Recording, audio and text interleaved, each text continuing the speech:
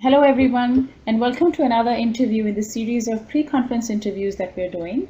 My name is Nadia Khan, and I'm the Publicity Committee Chair for the TESOL Canada Conference 2015. Today, we have with us one of our featured speakers, Dr. Crayton Walker. Crayton is a lecturer working in the Department of English Language and Applied Linguistics at the University of Birmingham. Welcome, Crayton, and thank you for taking time out to do this interview. You're very welcome. So you're one of our featured speakers at the conference. So what topic will you be giving your talk on? It's something which I call lexical congruency. Basically, lexical congruency, I draw the analogy of getting all your ducks in line. This is a kind of cultural thing on top of in the 1960s we used to have open fires in England, and there used to be a mantelpiece over the fire, and you'd have a chimney breast, and there'd be 3 ducks on the chimney breast which would normally be flying in the same direction. My mother was famous for changing my grandmother's ducks around because they were never straight and flying in the same direction. And my mother used to stand in front and gently turn one of the ducks round in the right direction, so all 3 would be flying in the right direction. So this is why I use this kind of analogy. And basically what it is that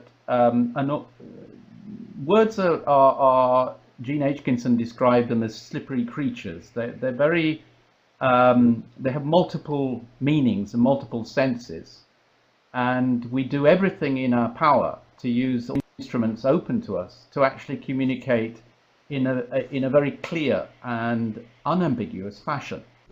And so that when you look at meaning, it's not just residing in the word, it's residing in the text around the word. That's why when language teachers gap a sentence, the learner is able to fill in that gap. It sort of illustrates that the meaning is actually around the word, not necessarily in the word itself. And certainly when we teach high frequency words, the higher the frequency, the more meanings. And so most words are incredibly polysemous. They have different senses and different uses and different meanings. And we have to do a lot of things in our power to actually communicate which sense of that particular word we mean when we actually utter it. And we will use words around that word. We will use patterning, and we will use grammar, and all those things sort of combine and fly together like the ducks. And what happens with learner English a lot of the time is that there's a little bit which sounds a bit odd. We don't actually say that word with that other word, or we don't use that word within that particular pattern.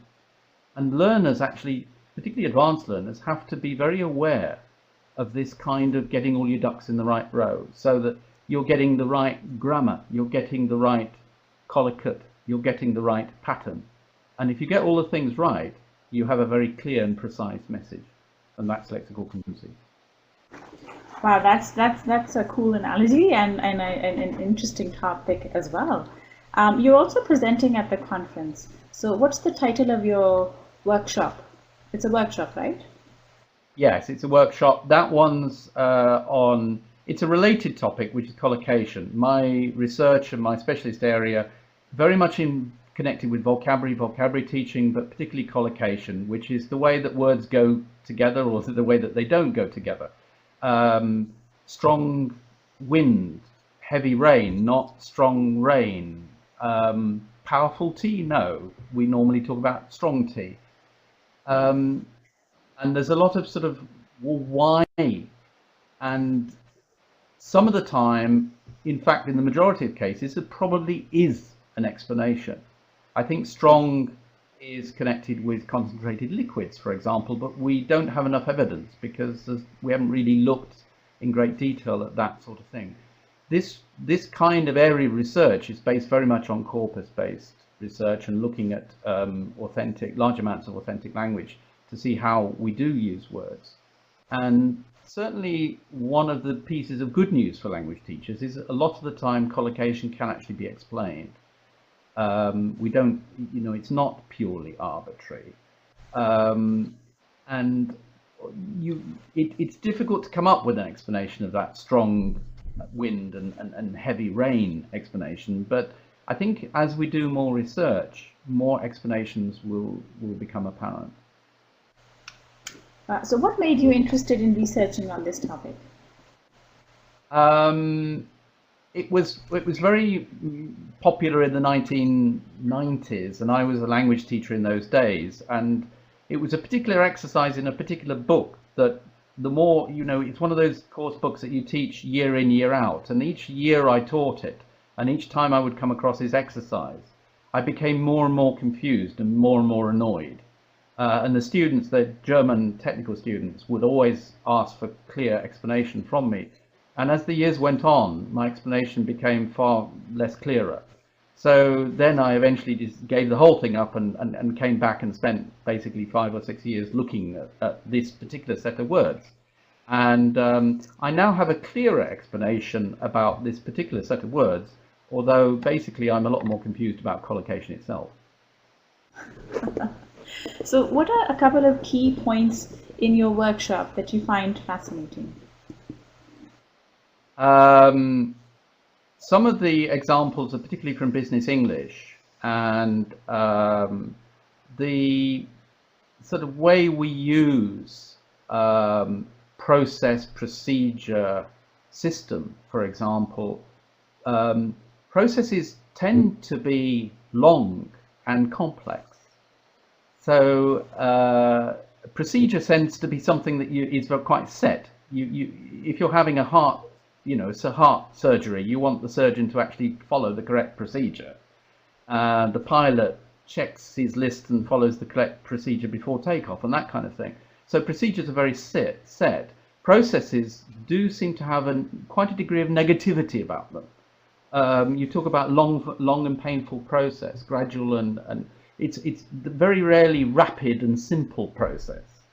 So words in themselves start to be connected either with a certain degree of negativity or positivity, and certainly process is an interesting word, because if you're a manager and you're talking about introducing a new, well, you wouldn't normally use something like process necessarily. Yeah. Maybe system. System lends itself a lot more to sort of like neutral, but system equally is quite complex. Each of these words and the words they're associated with, it's quite a complex picture, but an important one. Yeah, certainly. So, so the conference is at Lake Louise. So have you ever been to Lake Louise before? No, I've seen pictures of it. It looks quite romantic, and I do believe it's on a lake. That's about the extent of my research at the moment, and I know it's an awful long way from where I am at the moment. So, but yes, it's going to be quite an adventure. Oh, that's interesting.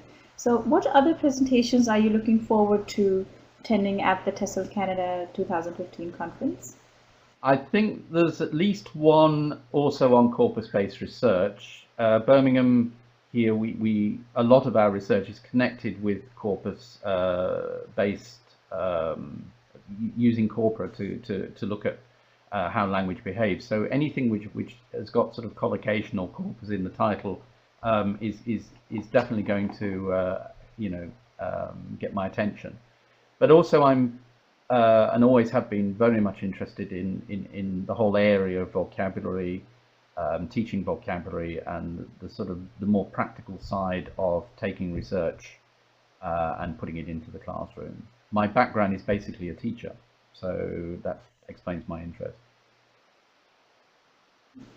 So thank you so much, Crayton. We're really looking forward to having you over there as the featured speaker at the conference, and also your workshop on collocation. So those would be interesting. And thank you for taking time out today. And no you're still in office, so thanks a lot for doing this interview with us. Yeah. Well, thank you for the invitation, and I'll see you in Canada. Yes, we'll see you in Lake Louise.